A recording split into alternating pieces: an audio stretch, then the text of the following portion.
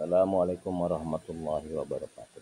Bismillahirrahmanirrahim. Kita awali dalam pembelajaran ini. Saya akan mengedepankan judul Hidup Damai dalam Kebersamaan.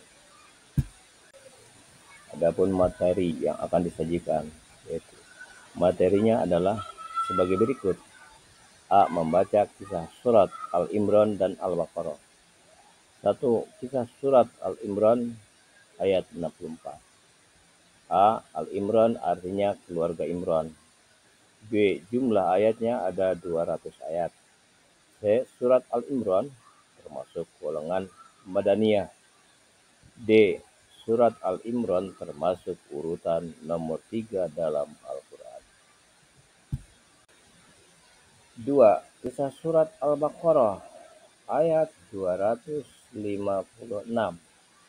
A. Al-Baqarah artinya sepi betul. B. Jumlah ayatnya ada 286 ayat. C. Surat Al-Baqarah termasuk golongan Madaniyah. D. Surat Al-Baqarah termasuk urutan nomor 2 dalam Al-Quran. B. Menulis kisah surat Al-Imran dan kisah surat Al-Baqarah. Kisah surat Al-Imran ayat 64 dan Al-Baqarah ayat 256. Di antaranya A. Menulis ayat Al-Quran dari sebelah kanan. B. Menulis ayat Al-Quran surat Al-Imran dan Al-Baqarah dengan benar. C.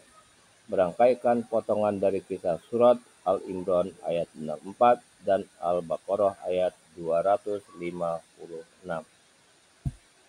Materi berikutnya adalah mengartikan kisah surat Al-Imran dan kisah surat Al-Baqarah. A.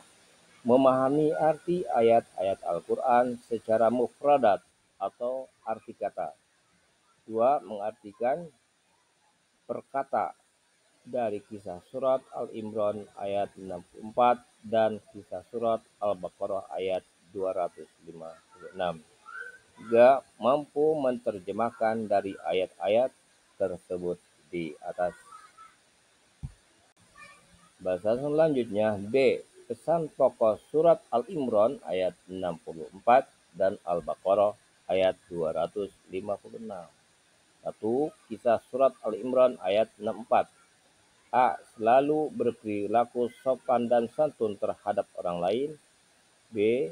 Tidak menyekutukan Allah dengan makhluknya, sebab menyekutukan Allah itu adalah dosa besar. 2. Kisah surat Al-Baqarah ayat 256. A. Tidak boleh menyalahkan keyakinan orang lain. B. Harus saling menghargai satu sama lain walaupun berbeda keyakinan.